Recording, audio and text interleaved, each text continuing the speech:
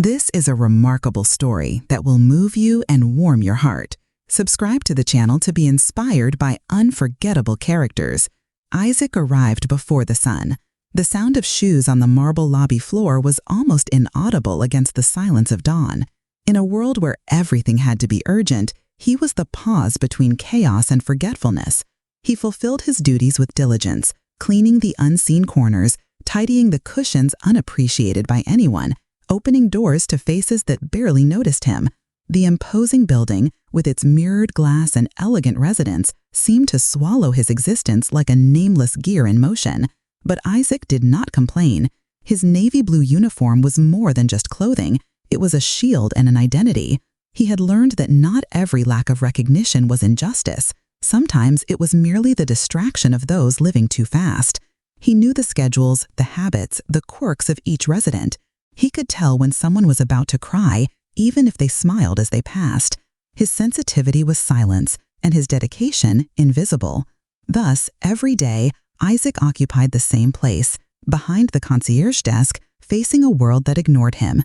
Still, there was dignity in his posture, a kind of nobility not clothed in gold, but in kindness. While the world hurried by, he remained, present, steadfast, invisible, but essential. The value of small acts in everyday invisibility. As elevators ascended, carrying ambitions, Isaac gathered minor gestures. He knew that a simple good morning, even unacknowledged, was a form of resistance. He carefully collected the mail, precisely folded the forgotten newspapers in the lobby, placed dried flowers in a makeshift glass beside the counter. No one asked for it, no one noticed, but he did. Because in those small acts lay the invisible thread that wove dignity into his work. People saw him as part of the environment, a functional object, like the doormat at the entrance or the hall's water fountain. But Isaac refused to be discouraged by that. He was aware that, even without an audience, his service was a bridge between anonymity and care. Each key handed over, each door opened, each umbrella extended on rainy days was more than obligation. It was presence. These tiny gestures, unnoticed by the busy eyes of residents, formed a kind of sacred ritual. It was as if Isaac orchestrated a silent symphony where each note was made of attention and respect. In a world that values the grand and visible, he continued cultivating the invisible with patience and honor. And it was precisely there, in that everyday routine no one celebrated, that Isaac found meaning. Because he knew, what sustains a building isn't just its concrete foundations, but the human gestures that occur discreetly, the daily encounter with Tom and sharing breakfast. Among all moments of the day, there was one that made Isaac's heart beat differently: Tom's arrival. The old man, dressed in worn clothes and with serene eyes, always appeared around 7 in the morning with slow steps and a reserved smile. He would sit on the same step outside the building, as if that concrete corner were his private porch. Isaac would already have a piece of bread and a hot coffee carefully wrapped and set aside. It was his secret ritual. There, amid sips and silences, they shared more than food. They exchanged humanity. Tom spoke little, but his words carried weight. They were memories, reflections, observations about the city and life. And Isaac listened, not with his ears, but with his soul. That man without a fixed address was, to him, more present and profound than many who passed through the building every day. Some residents had complained, finding that habit strange. They said the doorman was getting too involved. But Isaac ignored them. To him, Tom wasn't a homeless person. He was a human being with a story and deserved to be seen, heard, respected. Those minutes shared at dawn gave purpose to his daily routine. It was as if, in their meeting, one reminded the other that there was still warmth in the world, and that even on the fringes of society, there was a place for affection. The silent, respectful bond between two worlds. The friendship between Isaac and Tom was born without promises or solemn words. It was like a plant sprouting through asphalt, unlikely but persistent. Day after day, their morning ritual became a sacred space between them, a pause from the world, a small refuge amid concrete and haste. They came from different worlds but shared the same essence, the sensitivity of those who have known pain and therefore learned to see more deeply. Tom, with his contemplative gaze, spoke as if whispering memories. Isaac, with his attentive listening, embraced each word as one recognizing the treasure of something hidden. There was no pity nor charity, only respect. Tom wasn't helped, he was accompanied. And Isaac, far from perceiving himself as a savior, knew he was also being saved daily by the wisdom flowing from that discreet presence.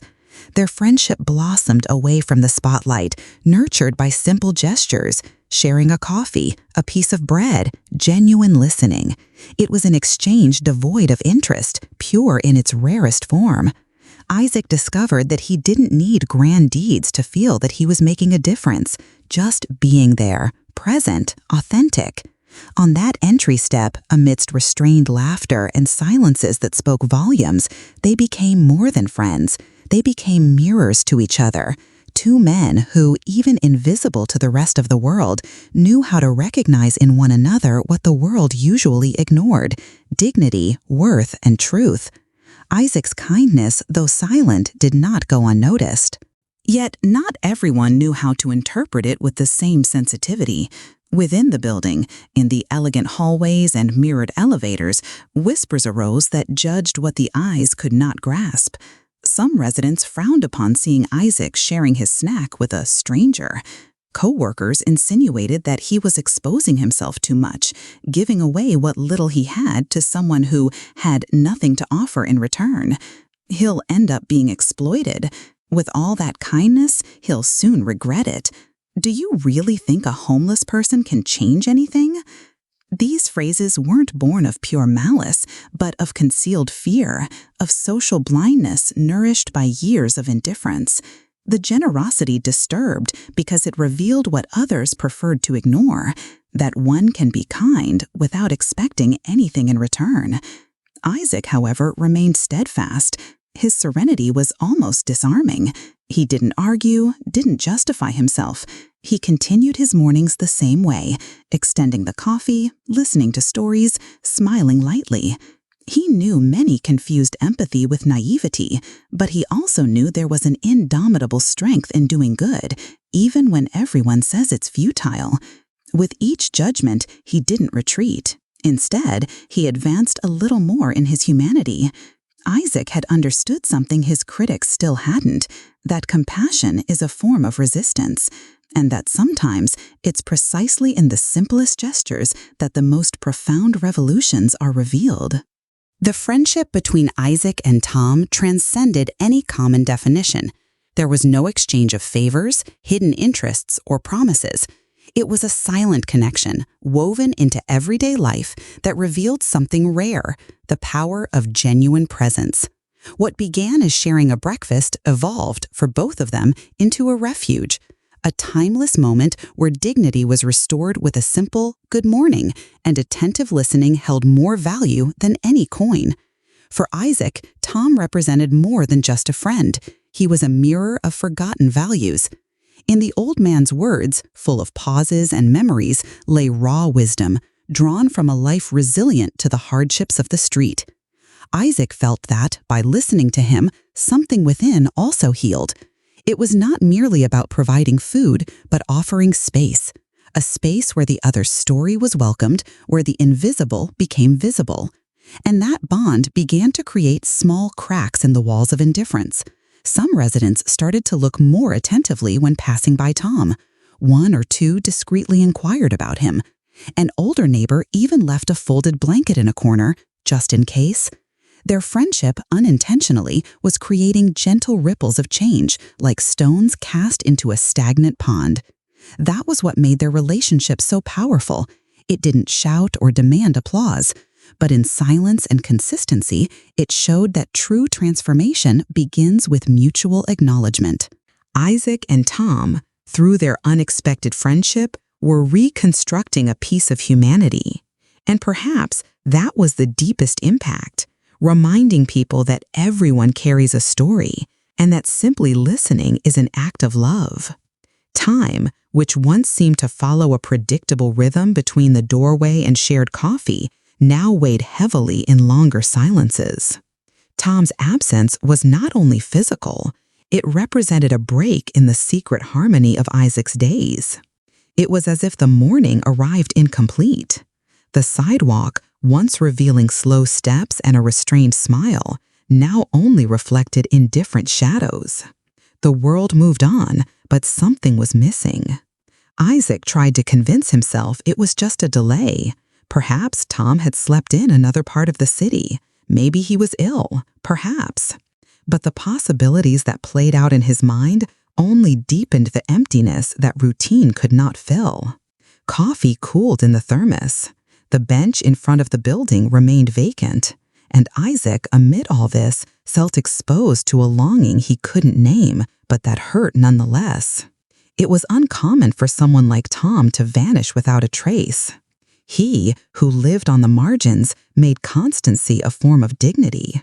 There was a sacred ritual in their meetings, and Isaac knew that, for Tom, it also mattered. It was unthinkable that he would have left without a farewell gesture. The prolonged absence became an open wound. Gradually, Isaac realized he could no longer ignore it.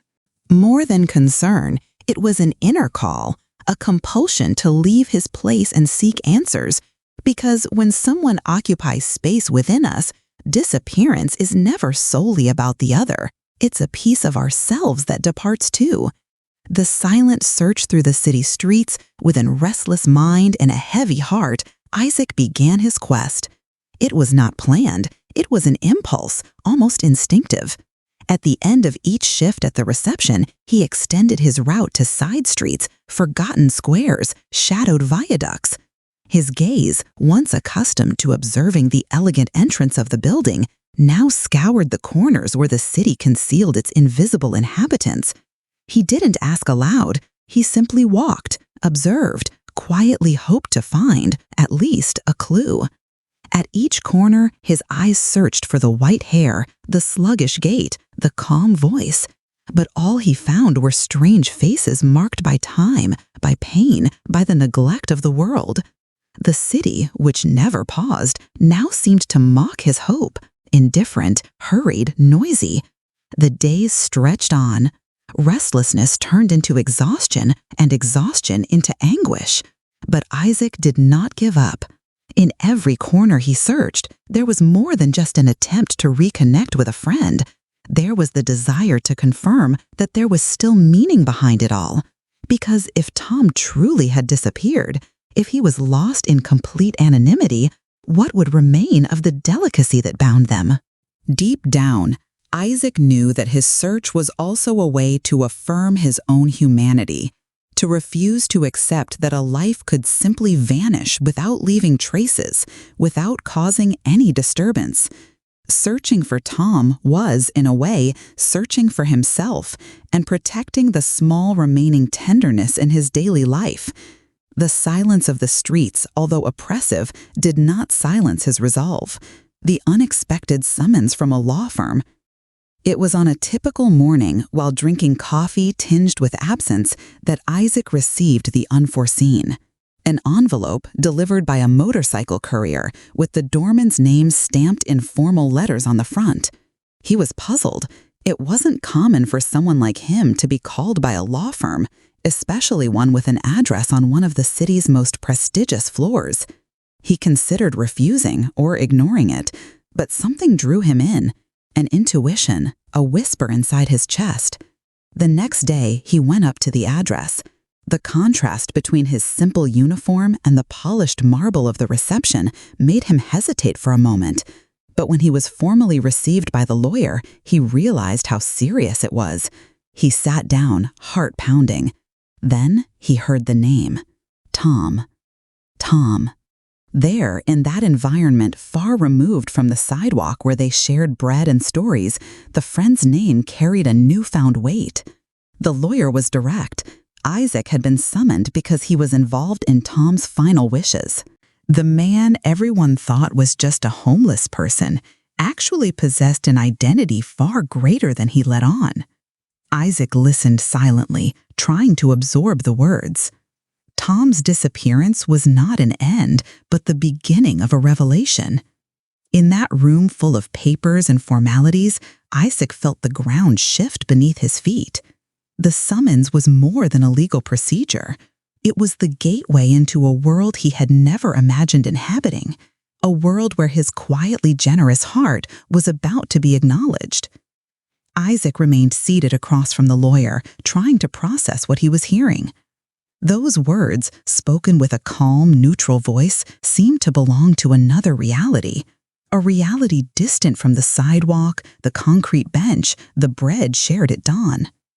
Tom, the man in worn clothes with a deep gaze, was, in fact, Mr. Tom, a former owner of multiple properties, heir to a silent estate, and for decades, a discreet figure behind the scenes of the very same building where Isaac worked. The revelation struck Isaac like a wave that sweeps everything away. He remembered every conversation with Tom, loose stories, reflections on time, careful language. Now everything took on new layers. The long pauses, the heavy silences, the details he avoided, they were not gaps of someone who had lost everything, but choices made by someone who chose to see the world from another perspective. Tom was not a forgotten man. He was an observer, a spirit in voluntary exile. He had chosen anonymity to distance himself from vanities, to see who still could find value in what doesn't shine. And Isaac, with his simplicity and steadiness, was the only one who truly saw. The revelation did not diminish the Tom Isaac had known. On the contrary, it expanded him. He was not an eccentric millionaire. He was a man seeking meaning. And in that silent quest, he had found in Isaac not just a friend, but perhaps his greatest discovery. Proof that humanity was still possible, even amid the noise of the city and the selfishness of those who look without seeing. Isaac realized that his friend was a wealthy man in disguise.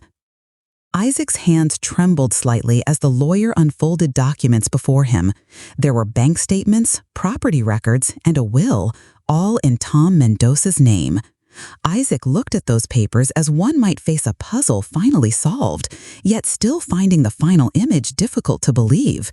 The man who, for so many days, sat beside him to share a simple bread was the owner of a considerable estate. A wealthy man, yes, but hidden beneath humble garments as if invisible. The shock was not merely from Tom's material wealth, but from his radical choice to live as if he possessed nothing. Isaac tried to imagine his motives, but knew deep down that it was more than mere eccentricity. It was a human experiment, a deep dive into the essence of relationships. And he, Isaac, had been part of that experiment, not as a guinea pig, but as a protagonist in a bond built on empathy and respect. The most surprising thing was not knowing that Tom was rich, but realizing that he had never shown any superiority. He never implied he was more capable. On the contrary, he seemed to desire less. And now that made sense.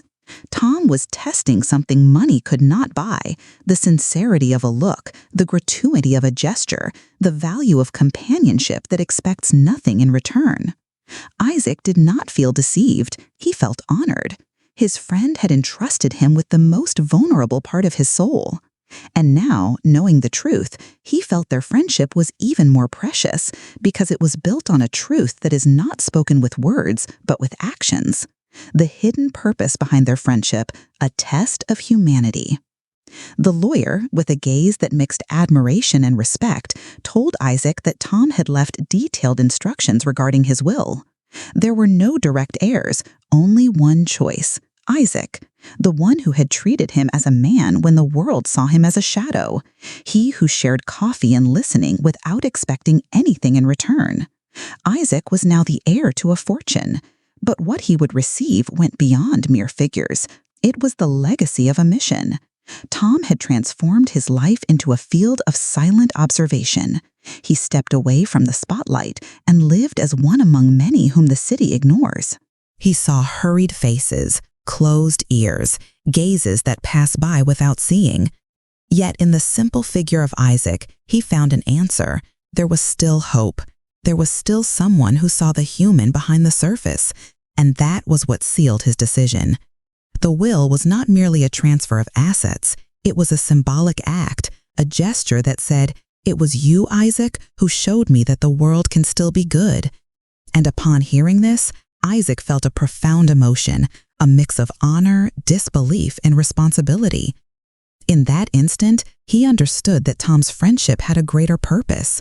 It was not just affection, it was a deliberate choice to trust the invisible, a test of humanity that Isaac passed without knowing he was being watched. Now, the legacy called him not just to accept the inheritance, but to transform the world with the same spirit that turned a simple doorman into a silent giant of compassion. When Isaac heard from the lawyer that Tom's entire estate would be allocated to him, a heavy silence descended upon his shoulders. It wasn't joy he felt, but a deep reverence for the gesture. The inheritance was not a reward, it was an affirmation, a quiet seal of trust that said, "You saw in me something that the whole world ignored." Tom did not choose Isaac out of charity. He chose because, among so many indifferent faces, Isaac was the only one who saw the man and not the appearance. The one who sat beside him without fear, shared bread without judgment, listened to stories without haste. His empathy was not performative, it was instinctive, sincere.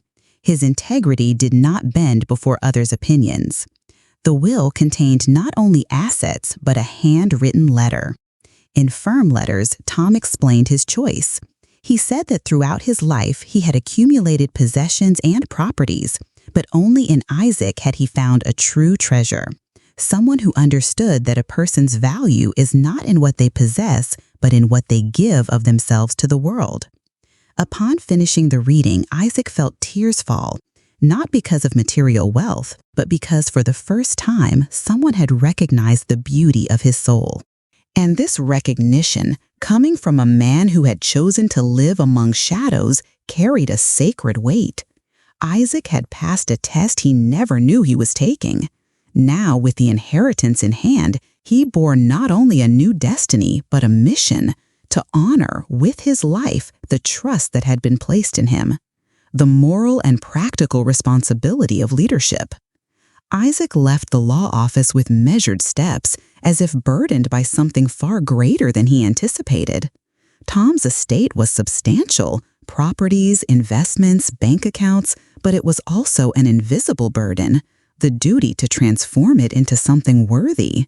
Isaac wasn't thinking of comfort, luxury, or social ascent. What occupied his mind was what to do with such responsibility. He had never led anything beyond his own conscience. He lacked knowledge of finance or management, but he understood the value of a kind look, of a respectful gesture. And it was with these principles that he intended to give back. He knew that now his example would speak louder than his words, that the eyes of those who once saw him merely as the doorman would be upon him, watching what he would do with the unexpected power he now possessed. More than fear, Isaac felt reverence. He understood that this position was not about him, but about what could be made from it. He wanted to turn what he received into bridges between classes, between worlds, between those who have and those who have nothing. But he also knew he needed to learn, listen, and seek counsel wisely. He decided to start with silence. He did not announce his inheritance. He continued his routine with the same diligence as always. But something had changed in his gaze. Now, besides being a doorman, he was a guardian of a legacy. And he carried with him the conviction that true leadership does not stem from power, but from the ability to serve with purpose and humility. The decision to use the inheritance to help the invisible in the city. As days passed, Isaac realized that the inheritance was not a gift for himself, but a tool for the world. He thought of those living on the margins, just as Tom once had. He thought of the eyes that looked away, of the mouths that stayed silent, of lives ignored by the hurried steps of the city. And he decided he would use the inherited resources to give voice, dignity, and hope to those who, like his old friend, were seen only as noise. He created an anonymous charitable fund to help homeless residents rebuild their lives with dignity. He did not seek stages or accolades. I sought real transformation. He partnered with others, listened to experts, and built a support network that unified housing, training, and emotional guidance. Every penny spent was a seed for the future. But Isaac went further. He decided to start right where he always worked, the building itself.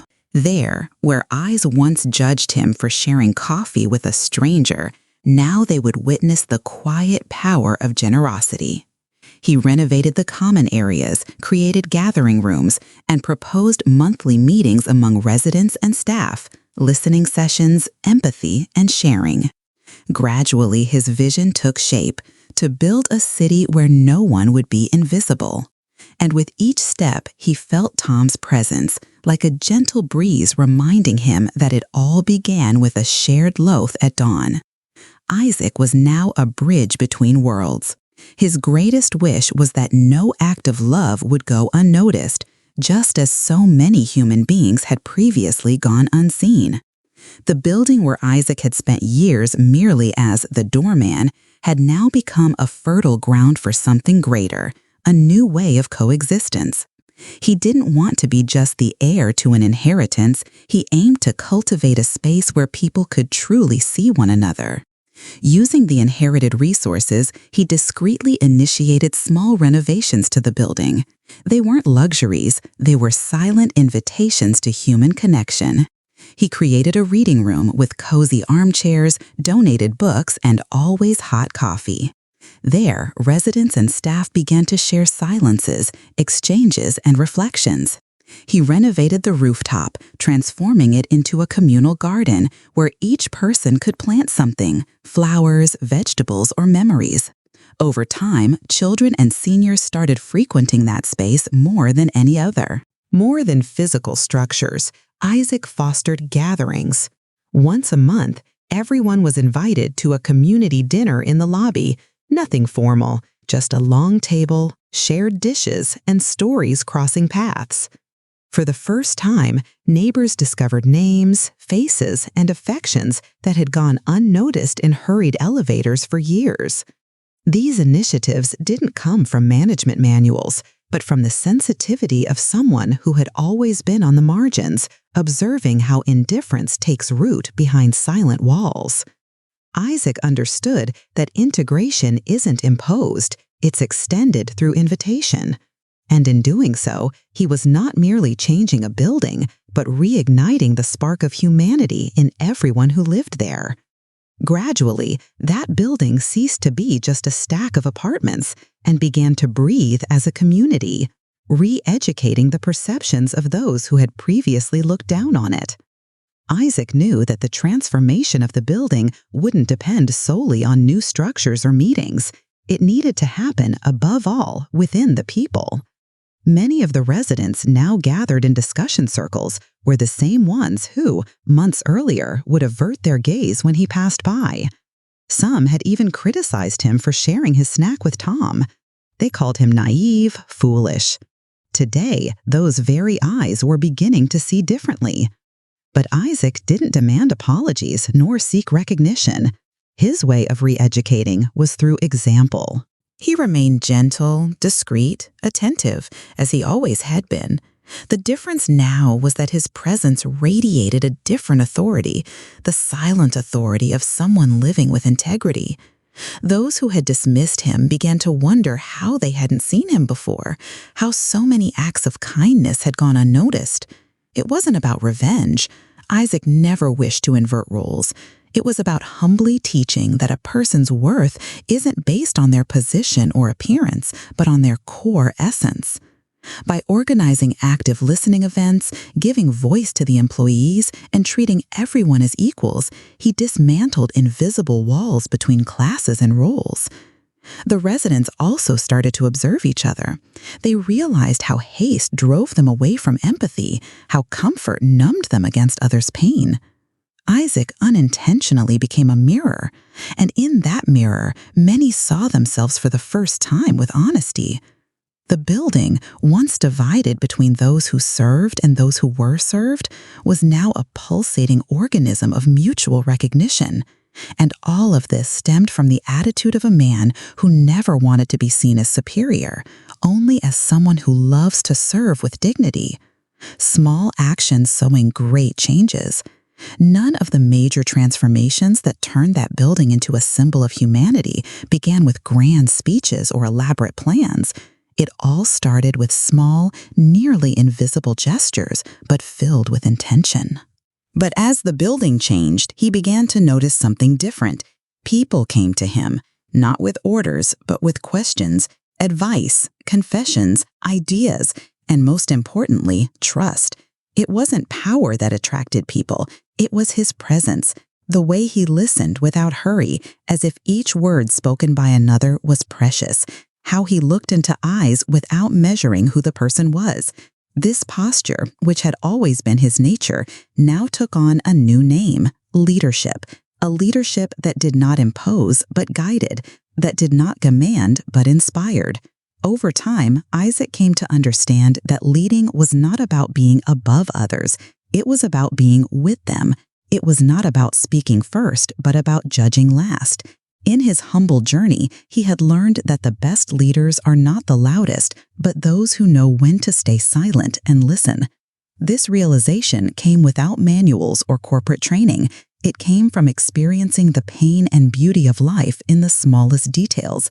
Isaac became a discreet beacon, illuminating not by shining intensely, but by remaining steady even in darkness.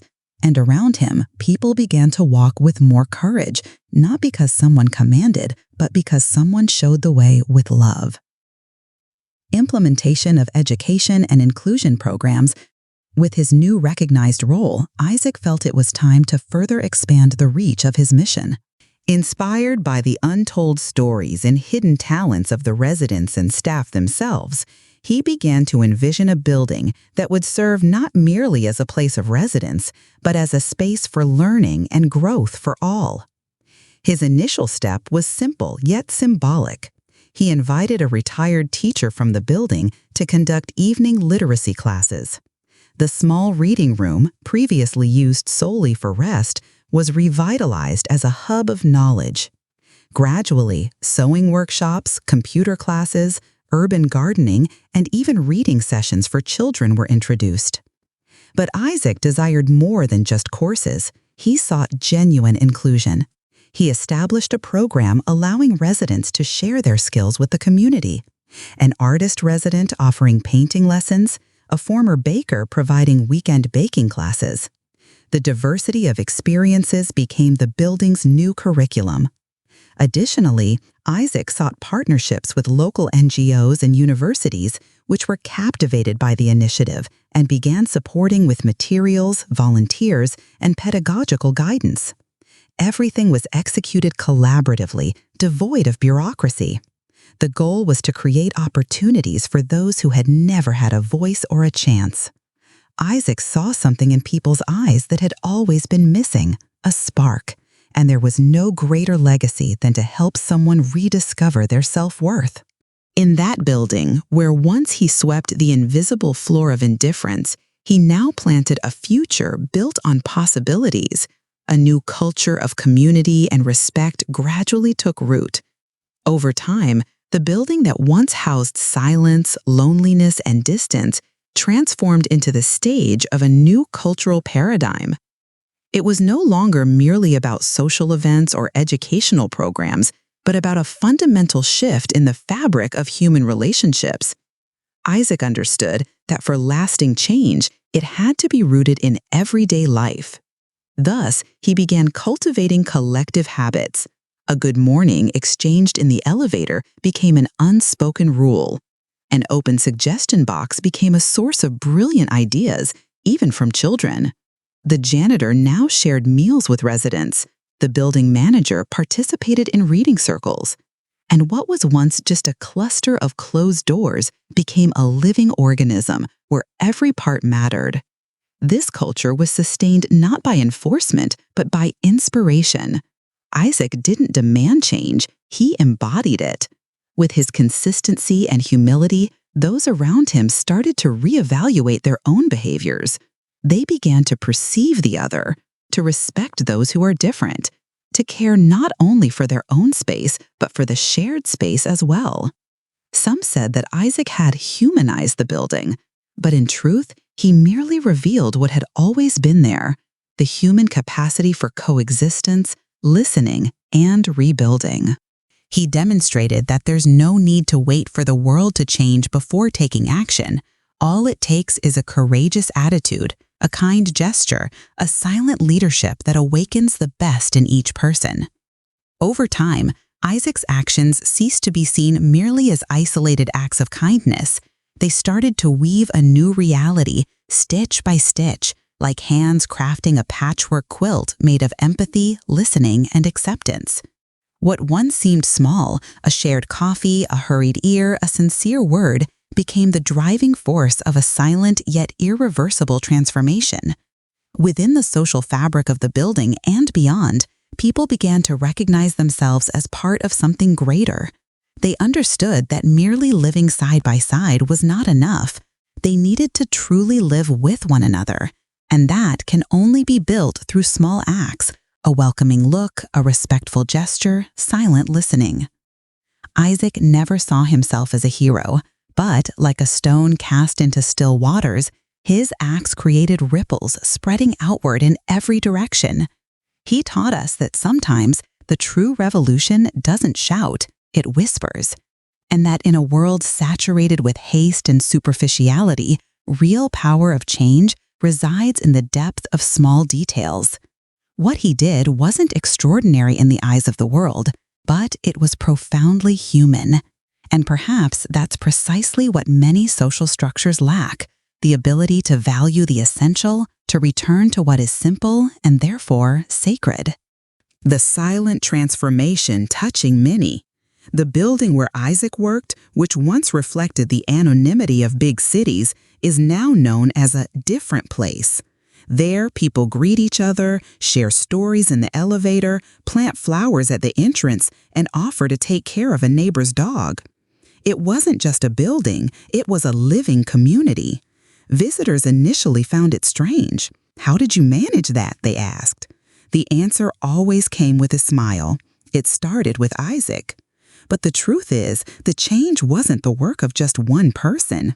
Isaac merely reignited the spark that already existed in everyone.